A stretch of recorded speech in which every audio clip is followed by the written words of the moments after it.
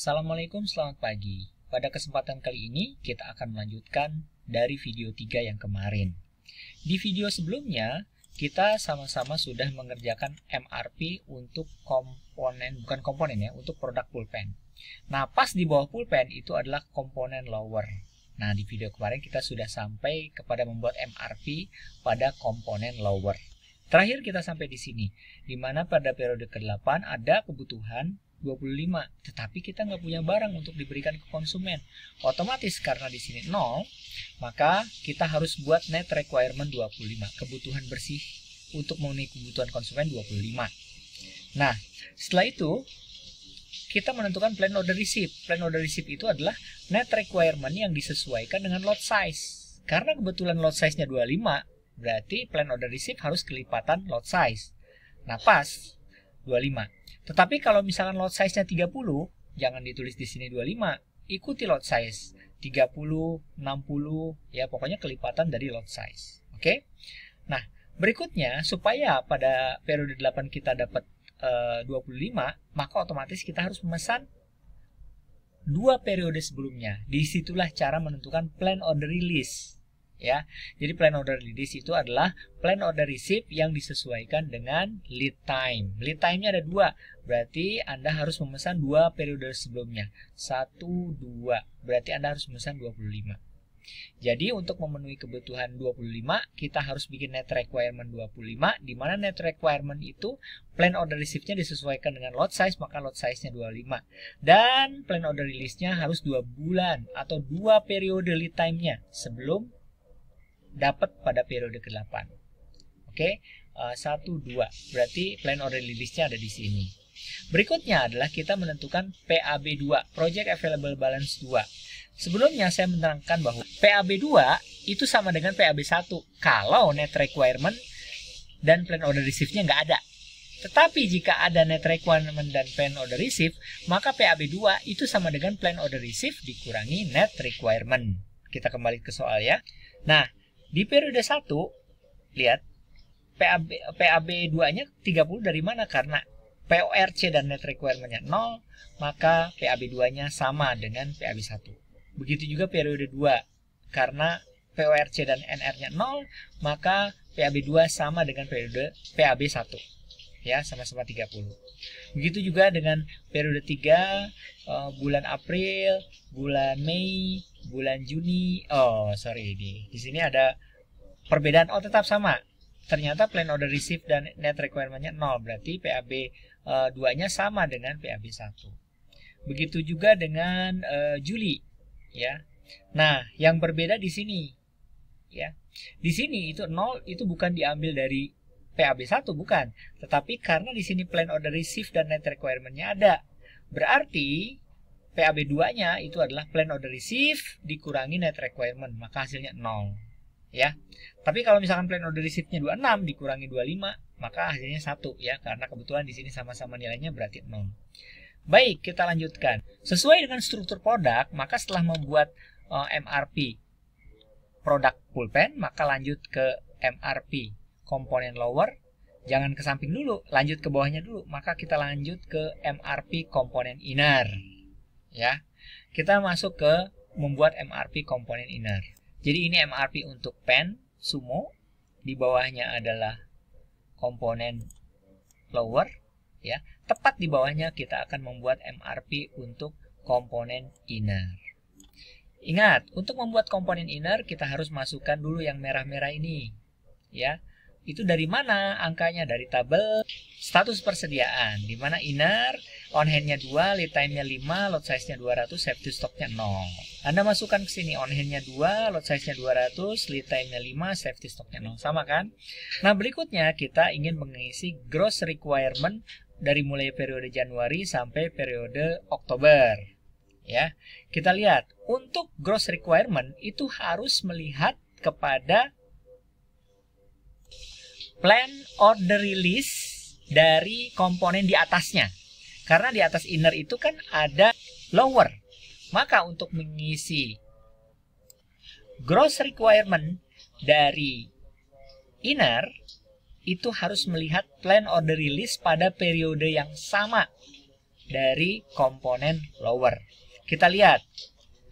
Di periode sebelumnya, pre-order release-nya ada di periode ke-6. Maka Anda pindahkan 25 ke sini. Nah, berarti 25 itu diambil dari sini. Oke, itu sudah terisi. Berikutnya adalah kita menentukan, lalu ini kok ada 125, Pak? Sementara kan di atas tidak ada. Ya, jadi plan order release yang di atas nggak ada. Kenapa di sini ada 125? Tolong Anda cek ya pada saat yang bersamaan di pesanan komponen. Nah, di pesanan komponen, di situ ada pesanan yang sampai pada minggu ke-9 untuk komponen inner. Berapa angkanya? 125. Nah, jadi berdasarkan tabel pesanan komponen ini, Anda harus masukkan nih. Oke, sehingga dari tabel tadi, di periode ke-9, itu ada 125. Ya, kita harus teliti. Berikutnya, kita akan mengisi schedule receipt dari periode Januari sampai Oktober. Nah, di sini kok ada di periode 5, 30. Dapat dari mana angkanya ini? Ingat, ada yang namanya jadwal penerimaan komponen. Penerimaan kan receipt. Ya, jadwal penerimaan komponen. Nah, di jadwal itu tertera bahwa ternyata kita menerima komponen inner dari supplier mungkin pada minggu ke-5 yang jumlahnya 30 unit. Nah, berdasarkan angka ini, maka kita harus masukkan ke dalam MRP-nya. Nah, kita harus masukkan ke dalam MRP-nya. Sehingga di periode kelima, Anda akan tuliskan di sini ada 30 unit untuk schedule receipt-nya. Baik, Anda sudah mengisi yang merah-merah itu karena yang merah itu diketahui. Nah, sekarang tugas Anda adalah menentukan Project Available Balance 1, Net Requirement, Plan Order Receive, Plan Order Release, dan Project Available Balance 2. Ingat rumus PAB 1 adalah PAB sebelumnya ditambah schedule receive dikurangi gross requirement. Maka untuk menentukan berapa periode pertama PAB 1-nya, yaitu PAB sebelumnya 2, ditambah schedule receive-nya 0, dikurangi gross requirement-nya 0. Sehingga di sini adalah hasilnya itu sama dengan 2. Ya. Lakukan hal yang sama untuk periode kedua. Periode kedua itu adalah PAB sebelumnya 2, ditambah schedule receipt-nya 0, dikurangi gross requirement-nya 0. Sehingga diperoleh angka 2. Ya, lakukan hal yang sama untuk periode 3 dan 4. Nah, lalu bagaimana dengan periode berikutnya? Nah, periode 5, ya berarti PAB sebelumnya 2, ya, ditambah dengan schedule receipt-nya ternyata 30, berarti 32 dikurangi 0. Sehingga di sini akan dapat angka 32. Ya, Anda lanjutkan di sini. Nah, di sini baru ada nih. Di mana 32 ditambah 0 dikurangi 25 sehingga selisihnya adalah 7. Ya, 7 ini dapat dari mana? 7 ditambah 0 dikurangi 0 sehingga dapat 7. Begitu lanjutnya. Seterusnya sampai yang terakhir. Di yang terakhir Anda lihat di sini ternyata 0. Yang dibutuhkan adalah 125, kita punya 0. Maka otomatis net requirement-nya itu adalah 125. Ingat, rumus dari net requirement itu adalah net requirement itu sama dengan PAB sebelumnya dikurangi dengan gross requirement, harga mutlak ditambah dengan safety stock. Ya, jadi formulasinya adalah PAB sebelumnya 7 dikurangi gross requirement 125. Berarti negatif ya. Negatif berapa? 118. Ya. Nah, 118 negatif tapi dihargakan mutlak. Jadi yang negatif jadi positif. Jadi 118. Kemudian ditambah dengan safety stock. Safety stocknya 0 betulan. Ya. Berarti 7 dikurangi 125 harga mutlak ditambah safety stock 0. Sekarang pakai logika aja.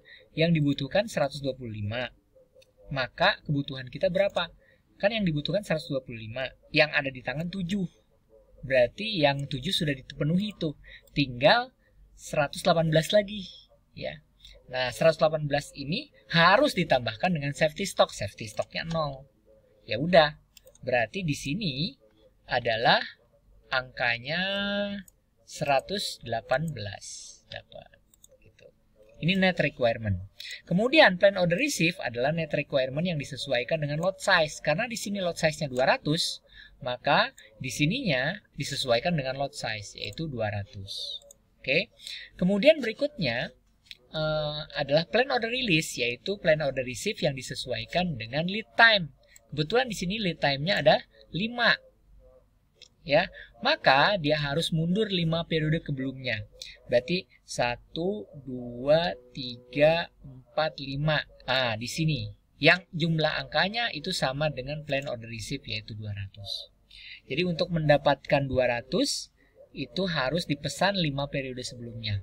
200. Nah, saya ulangi, jadi 118 ini dapat dari mana? 118 ini adalah PAB sebelumnya ditambah gross requirement, selisihnya itu harganya mutlak, yang negatif jadi positif. Kemudian ditambah dengan safety stock, ya. Atau yang dipesan itu dapat dipenuhi dengan sisa sebelumnya, ya. Kemudian ditambahkan dengan safety stock. Oke, sehingga dapat net requirement 118. Berikutnya terakhir, menghitung PAB2. PAB2 itu adalah, ingat, sama dengan PAB1 kalau tidak ada net requirement dengan plan order receive.